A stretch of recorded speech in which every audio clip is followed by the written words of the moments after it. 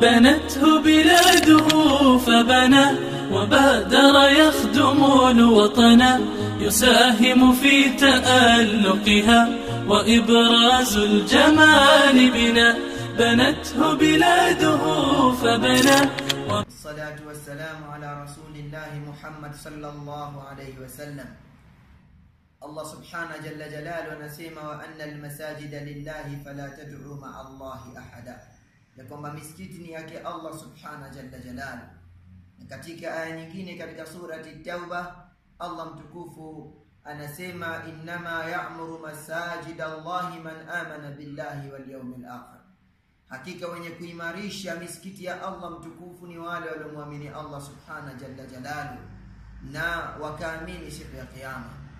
Bila shaka kuimarisha misikiti ni amali za khairi ambayo kila mmoja inataka apupie, na Allah subhanahu jalla jalaluhu anawapa watu ilhamu ya khairi kwa ajili ya mambo haya.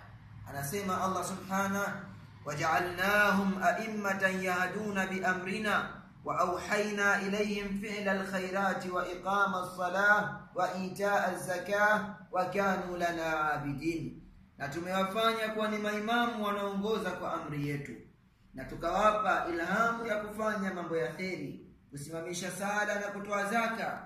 Wakanu lana abidin, na wakawa wanatuamulizie. Katika msikiti huu ambao umeimarishwa tangu mwaka 1649 na al-Imam al-Adil Sultan bin Saif bin Malik al-Yu'rubi, sawa sawa na mwaka 1509 Hijri. Tazama umri ulivyopita, lakini khairi hii bado inaendelea, bila shaka inamfikia mwenyewe. Falinubadir ayuha al-ikhwa ila fi'li al-khairat, basi tufanye haraka kufanya mambo ya khairi, wa tarki al-basamat al-khayra fi hadha al-alam, na kuacha athari zilizokuwa njema katika huu ulimwengu. Sanarhal, tutaondoka, wa yabqa al-athar, lakini athari zetu zitabaki. Faidika na mawaidha mkono kwa mkono hadi peponi. Baraka.